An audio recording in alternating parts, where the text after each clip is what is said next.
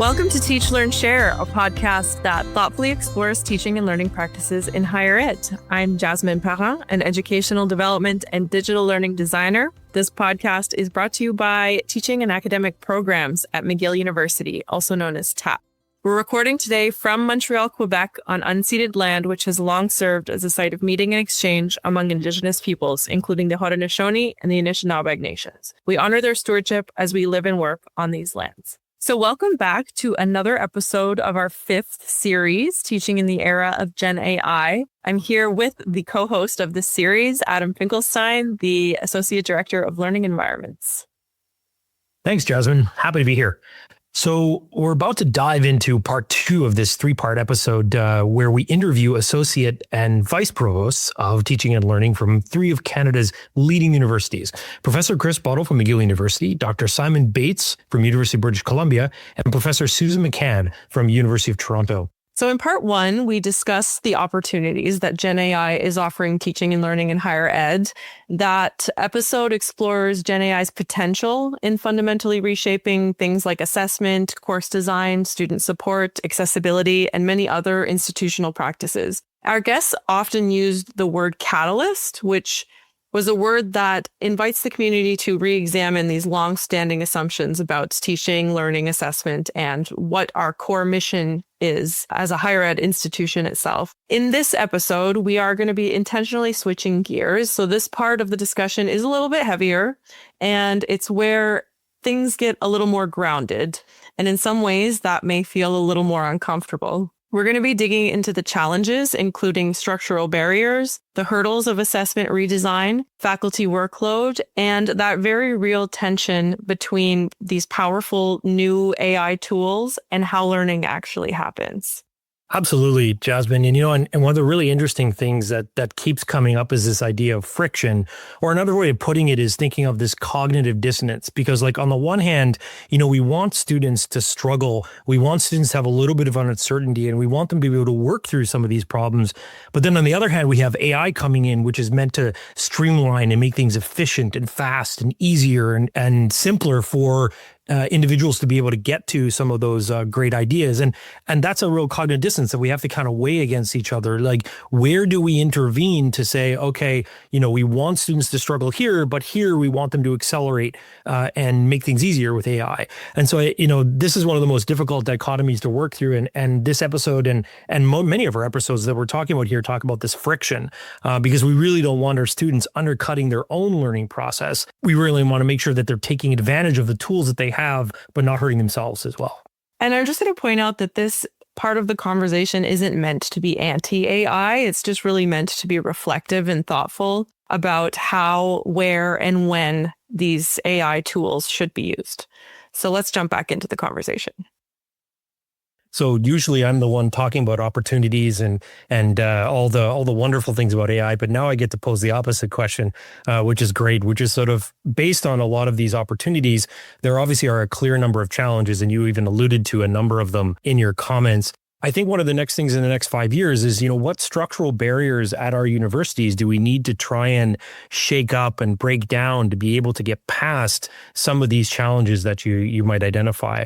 So one of the big challenges that we all have to grapple with, we institutionally, let's say, is this question of access, privacy, data management, cost of the tools, et cetera. We all have to grapple with this because this is a real challenge because and I love Simon's point about accessibility and the opportunity that AI has around accessible learning, but we have to navigate with the real hard costs and the ethical questions that we have to grapple with. We haven't done that yet at the universities generally, or in society generally. There's some really big questions that we need to grapple with on the ethics of what we're doing. And I think one of the biggest challenges, and Adam, you and I have talked a lot about this, is I think there's a fairly bimodal distribution in uptake and experience, let's say, in the use of generative AI, from early adopters, heavy users, people that are thoughtful about it, to other groups that want nothing to do with it and they think it's the end of the world, et cetera. So we have a gulf, and I think one of the challenges is going to be to find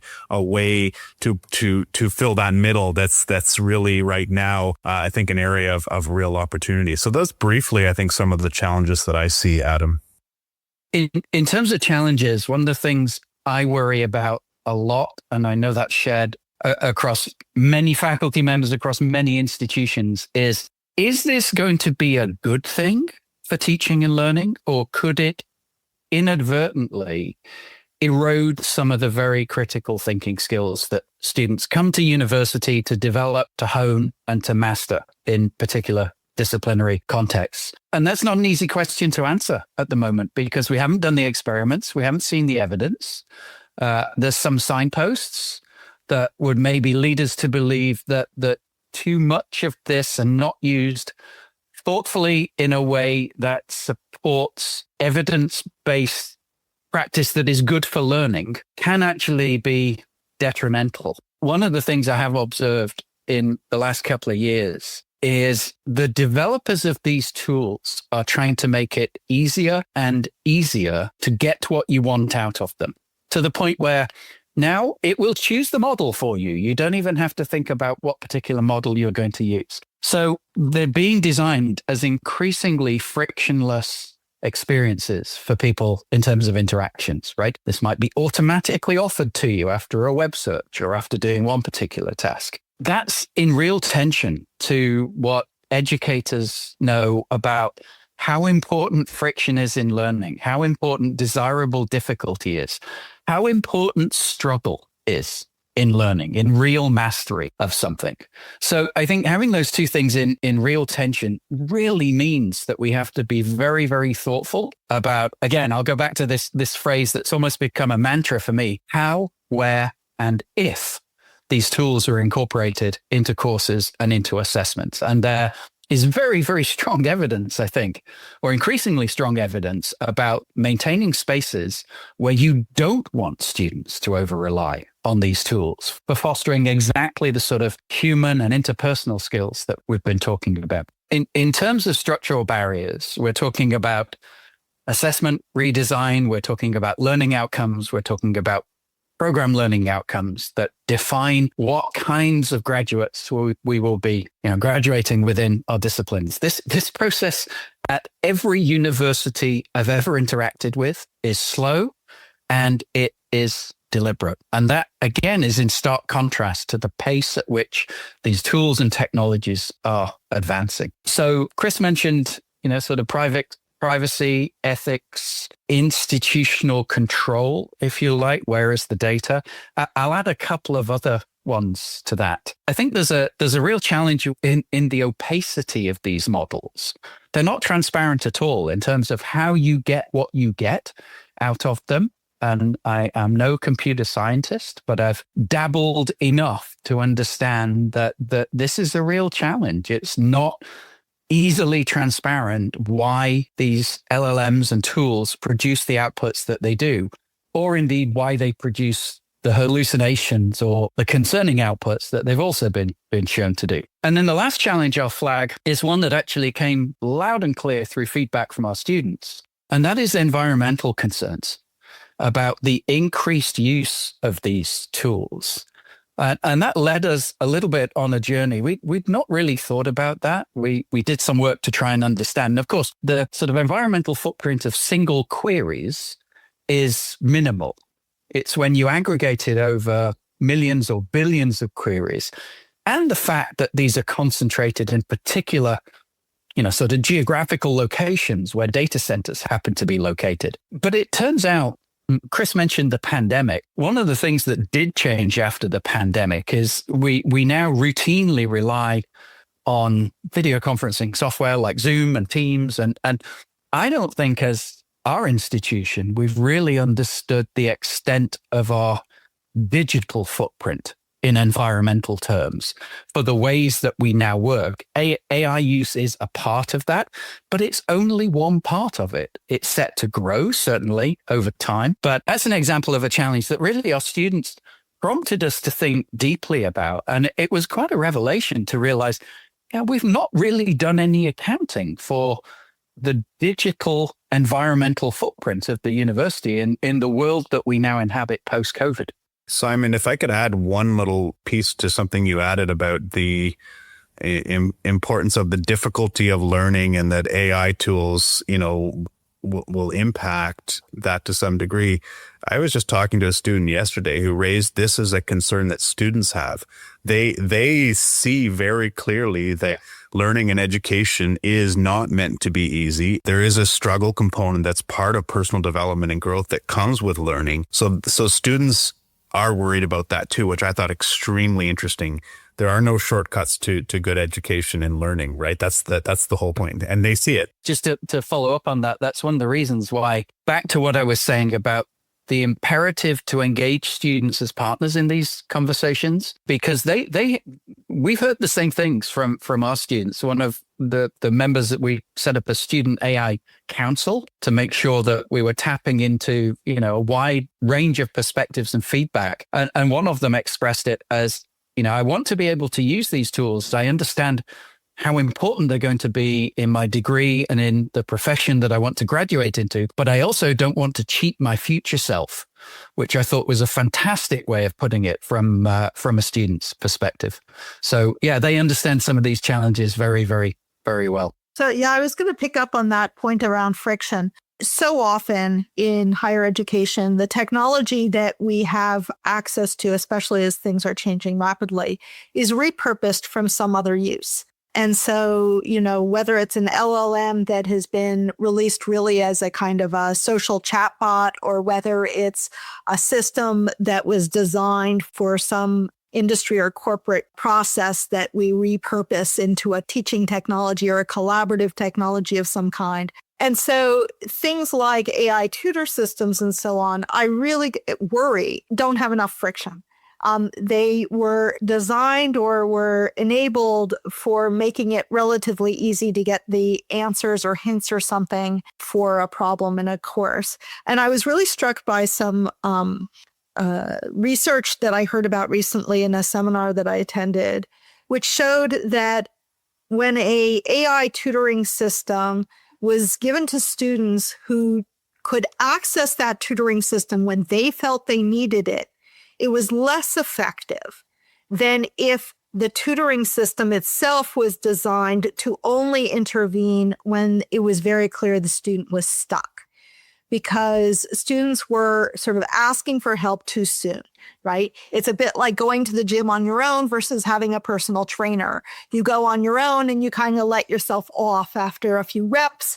Your trainer is going to push you a little harder and is not going to let you get away so easy. And so that friction is actually critically important. And I think we're at a liminal moment in this technology where the tools we have are going to seem so sort of rudimentary and simplistic, a few years from now.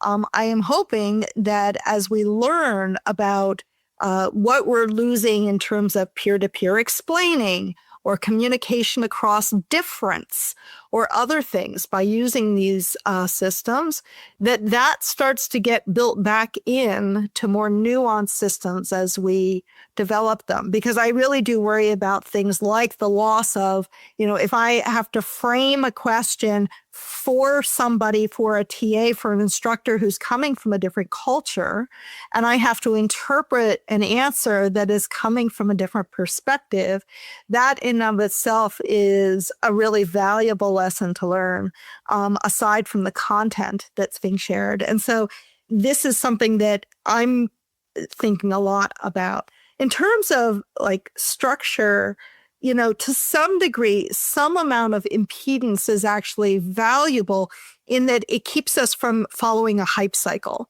We don't want to go up that hype cycle and, oh my goodness, today there's another technology, let's adopt that. And then tomorrow there's another technology, let's adopt that.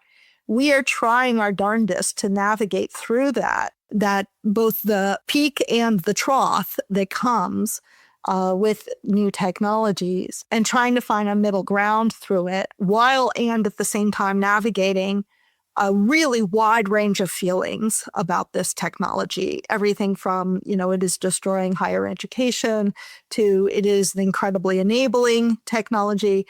The reality, of course, is right down the middle somewhere of, when used wisely, it will be useful. And when used badly, it will be bad. And how we develop an understanding of what is on one side of that line and what's on the other, and personally how each individual in our community develops that is part of what we're working on really hard. I think there's a lot of skepticism about the trustworthiness of this from staff and from faculty.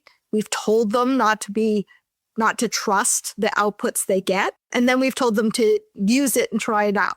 And so I think, that has people really concerned about it. We've told them that we are very concerned about overuse, and then we make tools available to everyone in the community, including students. They are asking, isn't there something hypocritical about being concerned about students developing critical thinking skills, but you've made, tools like Copilot available to everybody?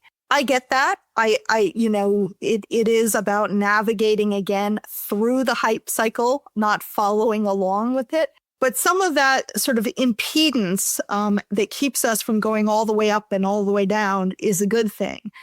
What is problematic with, I think, the structures that we have in place is that they are all very much built, and this is right down to the infrastructure of our technology, is built on algorithmic deterministic systems that operated in a very specific kind of way, and that we relied on operating in a very specific kind of way. And that model, that sort of mental model of the way systems operate, is not true anymore in this. And so that sense of loss of control, there's I think a parallel between the probabilistic nature of this technology and a sense of loss of control, because probabilistic systems feel so much less controllable than algorithmic systems. Great. Thank you to you all for your responses to the challenges. Let's bring this to a level where we more or less sort of see these tensions surface, especially for faculty and staff, course design and assessment. Which elements of our current models of course design and assessment practices work well and which need to be adapted when dealing with Gen AI? I think one of the major issues is around assessment redesign. And as Chris said, assuring that the work that is handed in, the work that is done, is actually the work of a student and is their own work. And again, quite rightly, this is not a new problem. It's just been somewhat supercharged with the easy availability, the barrier to access tools that will essentially do the learning task for you completely is now so much lower for students. So I think that's one of the major challenges. Initially, so I think this is changing, but it's taking time. I think initially there were a number of approaches from, trying to ban use. Indeed, some institutions actually tried to ban use of these technologies completely, only to fairly quickly reverse that. But I think many of the approaches that faculty initially felt they had to do was really make what's been termed discursive changes to assessments rather than structural ones, which is you're relying on, you're appealing to students' good nature to do the right thing because you have no way of monitoring or checking or, I don't like to use this word, but policing whether or not they've actually followed those discursive changes. What we really need is structural changes to assessments, but that's hard. And it, relates to faculty workload as well. It's hard to do it for one course. Many faculty teach 4, 5, 6, 7 courses a year. That's an unbelievable workload to try and do that thoughtfully across that number of different courses. And to recognize that probably the changes you made 12 months ago are not going to have a very long shelf life. They probably need to be revised and adapted regularly. And regularly could be as frequent as every time you give the course. One of the courses that I've taught on over the last few years is a small group first year scientific writing seminar, where the initial essay tasks that we set for first semester students are kind of 600 word, problem, statement, evidence kind of thing. Exactly the kind of thing that even 3 years ago, the early versions of ChatGPT could do certainly a passable job of generating. So we've had to revise that. And as the tools have evolved, we've had to revise that pretty much every year, to the point where this year we're experimenting, there's that word again, with the idea of in-person discussions with students about high-stakes assessments like term papers and essays. So mini vivas as a sort of touch point of the assurance of learning. So I would say we see, in responding to those challenges, we see more process-oriented work rather than simply focusing on product and basing a lot of the assessment on product. Dialogic and applied activities. So one of the projects we've been working on extensively is interactive ethical case studies in health disciplines. So it's a version of the simulations that we were talking about. And a lot of effort put into many of our arts and humanities courses in assessment design and classroom activities that explicitly surface why writing matters and where these tools should be incorporated and where they shouldn't. I think a lot of the learning outcomes that we have always wanted our students to achieve remain essentially the same. And in fact, perhaps even more important. The concept of critical critique of the output from an AI, from the media that they are seeing, from, whether it's video or images or text, being able to critically analyze that and think carefully and apply their judgment to it. It remains, I think, very substantially not only the same, but perhaps even more important. And so those key outcomes are ones that I think we're going to be doubling down on, in fact. And the difficulty is then how do you teach and measure those in an environment in which the technology is so pervasive, right? I do think we're at a liminal moment in this. I think sooner or later, there will actually be sort of a more Montessori kind of environment. In Montessori, you don't put kids into big classes to take high stakes exams. You watch them learning, and then over that period and the way in which they engage with the material, you make assessments and judgments about what they're getting and what they're not and how they're doing on things. I think that AI is going to play a critical role in that kind of Montessori type assessment. I mean, we surveil students in rooms for exams, but I think, we can call it surveillance, but I think it is going to be that type of engagement in the learning experience being sort of monitored, or, when it's all in the AI, we have the opportunity to have the AI actually provide feedback on student engagement with the process and with each other. I mean, as students are conversing with each other, you can imagine things like design teams where one of the members is an AI.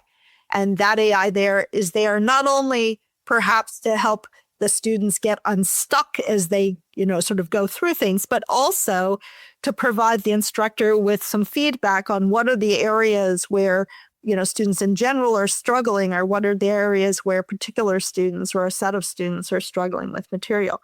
So I think we are in a moment where we are relying on old forms of assessment.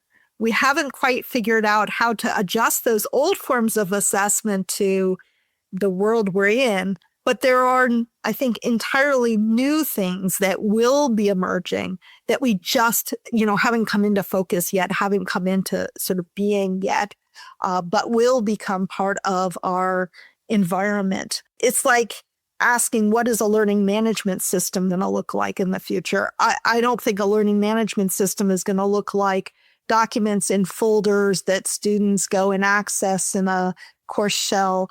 It's going to look way more like a collective chat system that has students connecting with students, but also connecting to course material through a large language model, and probably a range of different models that are incorporated into that course shell. And so there's just some fundamental aspects of what a classroom and what learning and assessment look like right now that are going to be very different, I think, a few years from now.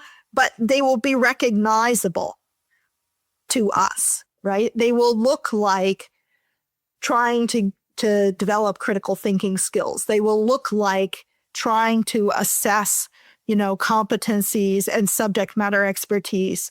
And it will be critically important that students have that as they are assessing the output from and the AIs that they are co-working with in their careers and in their lives in the future.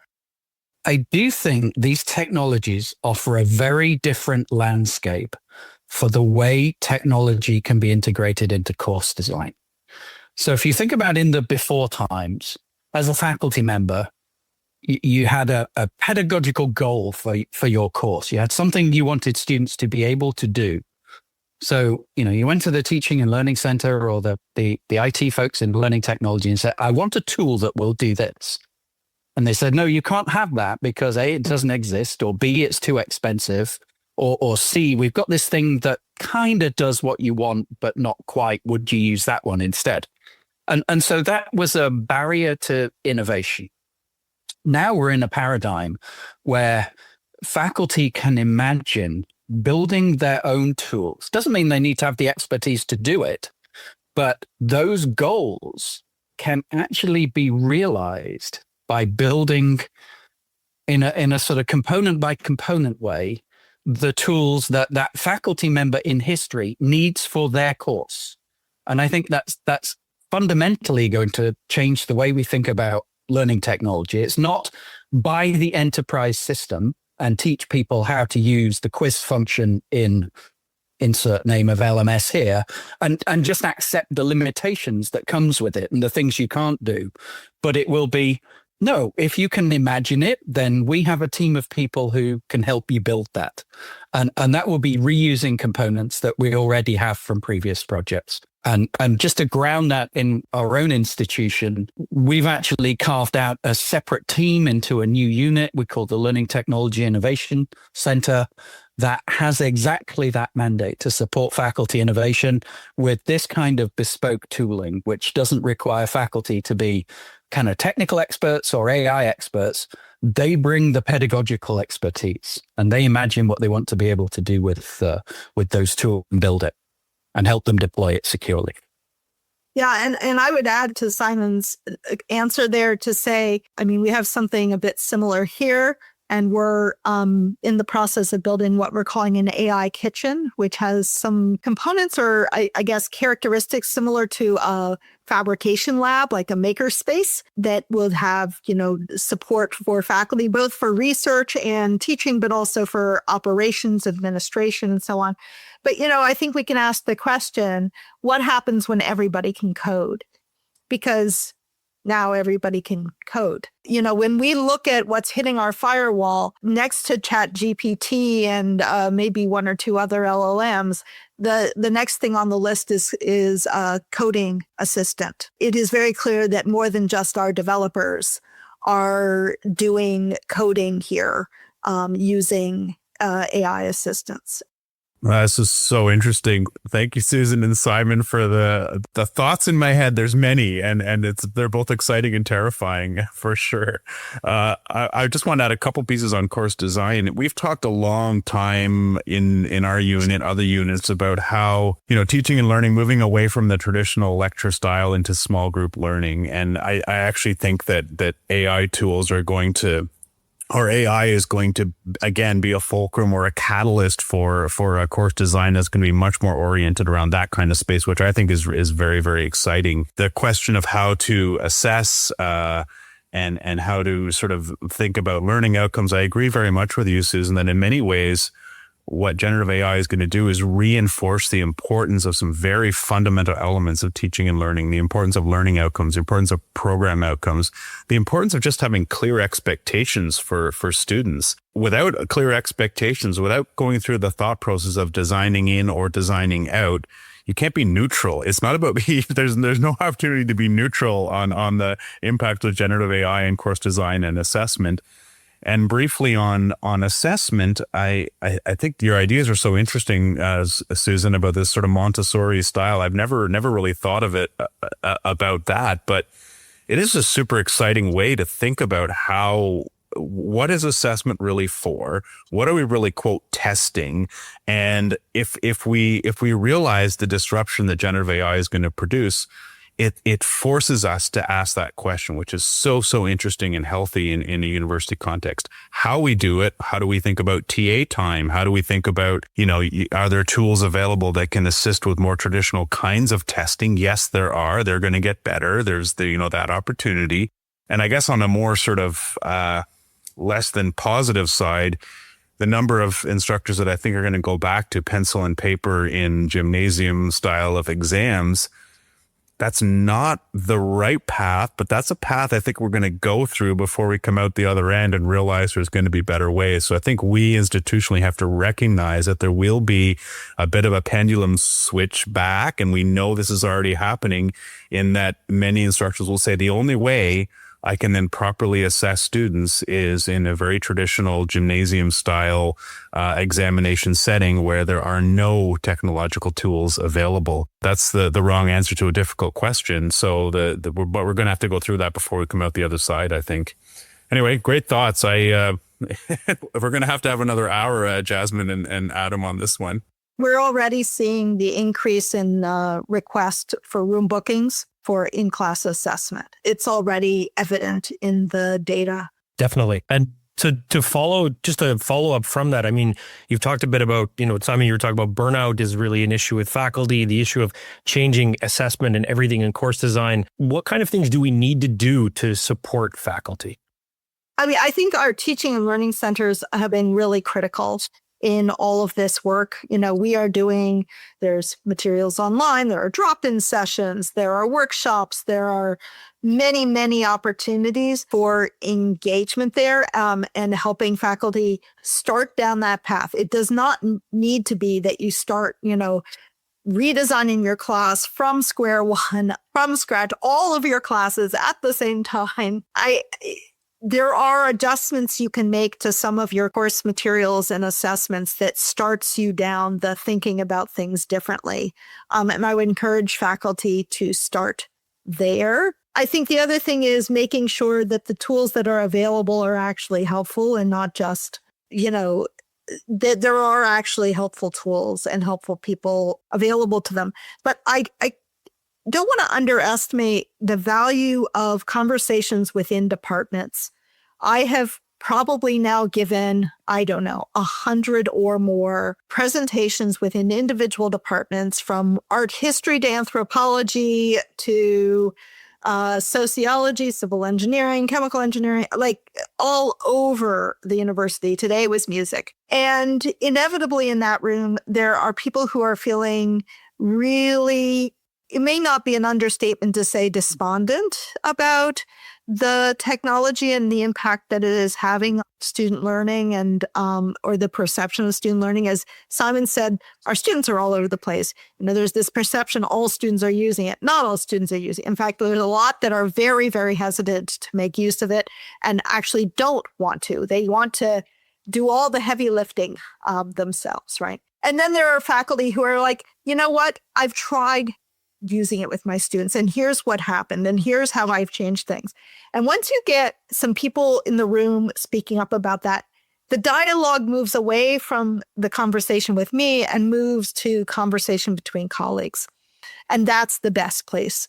Getting the writing centers involved with the faculty in social sciences and humanities, getting the folks through teaching centers or in other disciplines engaged in those disciplinary conversations. Because I do think that a lot of this change is going to happen from the grassroots up.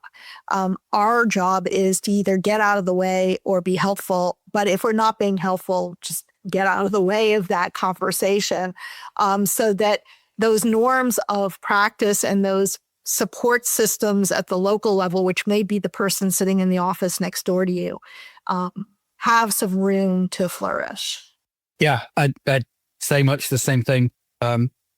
Meet faculty where they are. whether that's individually or collectively in disciplines or programs. Exploit, as Susan said, the opportunity for peer-to-peer engagement, connection, learning, commiserations of things that don't work.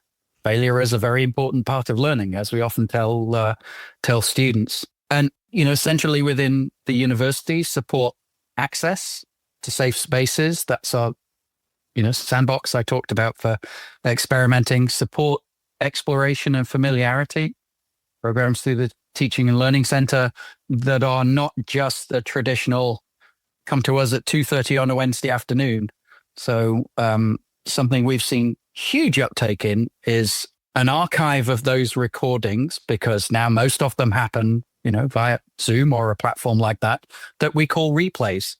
So, it's almost like just in time. I'm going to hesitate to call it, learning Netflix, but because it doesn't have as fancy an interface as that.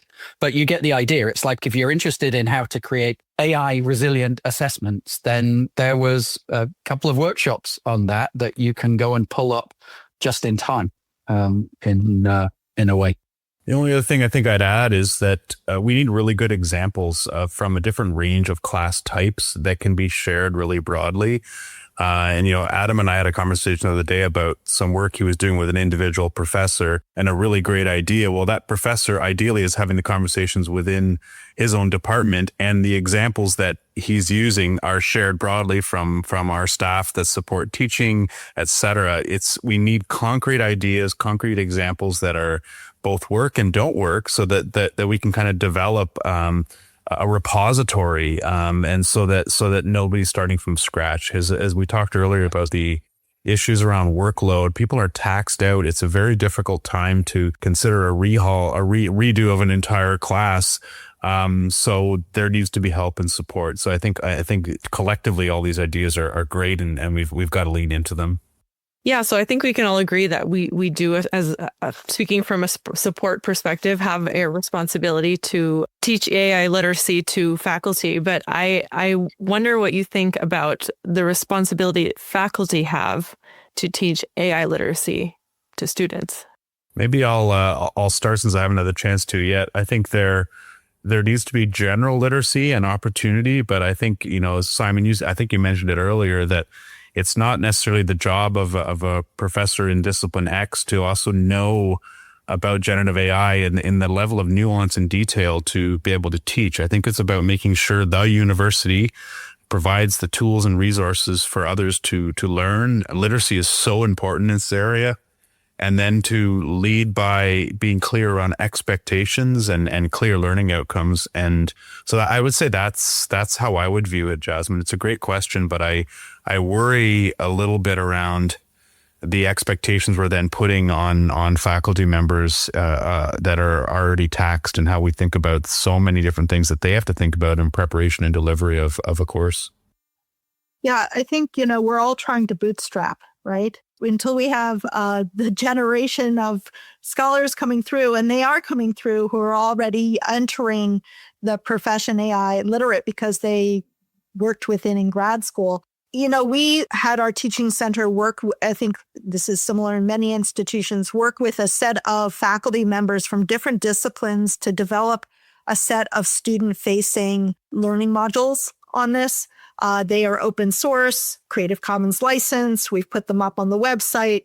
I think they've been downloaded hundreds and hundreds of times at this point. And they can be tailored for specific courses. But the point of working with faculty from multiple disciplines in the development and testing of those modules before we put them up was to make sure that they were going to sort of speak to faculty who didn't feel necessarily confident in their own knowledge of AI, and faculty who felt fairly comfortable but wanted some off-the-shelf tools to be able to use, particularly things that they felt the institution had sort of gotten behind and were designed from an instructional, a good solid instructional design perspective, rather than trying to make something up off on their own off the side of their desk, or pull something down from a commercial website that may already, that may have an agenda, because so much of that material is coming from a company or from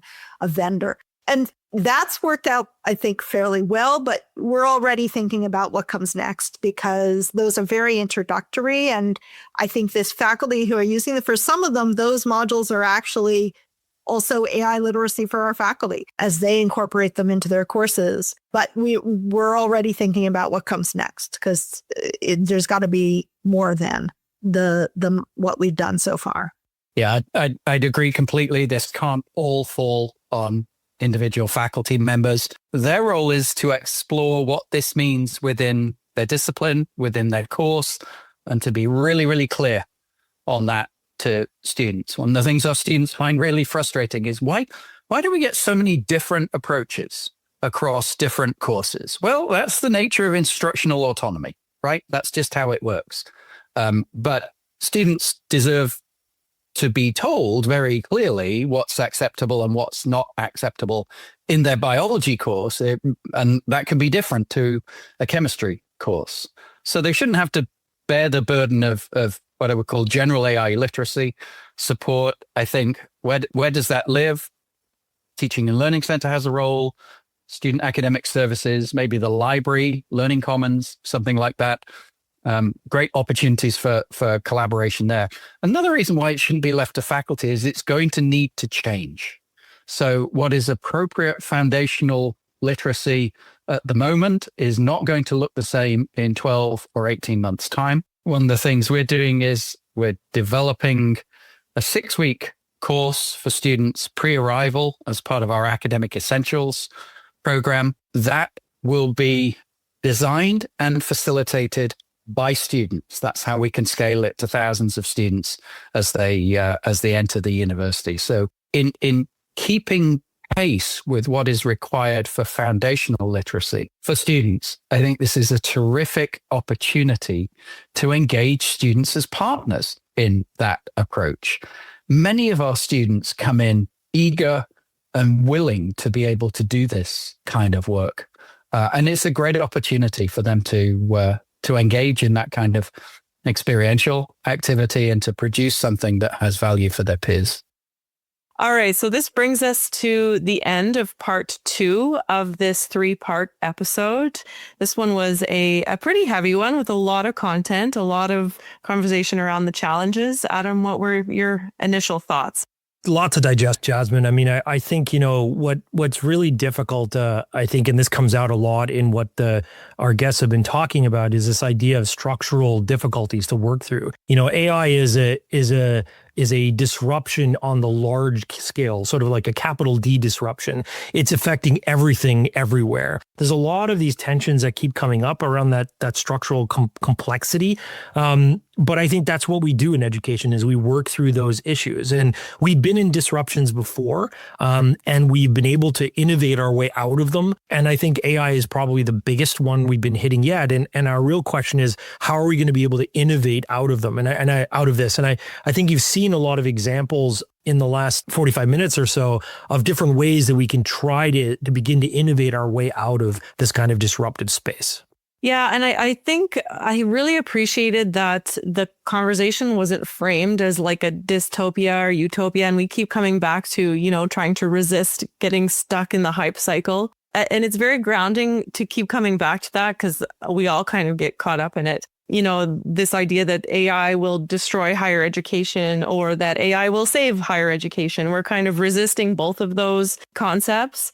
And I appreciated Susan saying, whenever AI is used wisely, it's going to be useful. And when it's used badly, it's going to be bad. And that seems pretty simple. But I feel like that was one of the biggest parts that I appreciated the most. And it's one of those things you hear often about any kind of technological innovation in higher education is, it's not if you're using the technology, it's really how you're using it. And we've seen this for years. It's not if the internet's used, it's how it's used. It's not if you're doing things online or in person, it's how you're doing things online or in person. So I think that is going to keep coming up. And I think this episode really cements the idea that we can't just do business as usual. Business as usual in higher ed is never the answer. It's always really an opportunity for us to think about, like, how could we do this better? And this meaning not just our class, not just our teaching, but how can we do higher education better? What can we do better for our students from start to finish? What does higher education mean, and why is it important? And why do we want our students to keep coming back to our universities? Yeah, and that leads us very nicely into kind of introducing the next episode, which is part 3, where we are going to be talking in more depth about how we're going to be approaching, the future, how we're going to be preparing our students for the real world, and what our role is as an institution in society moving forward. So thank you so much to our listeners for tuning in, and we look forward to the next part of the conversation. We hope to see you there. Until next time.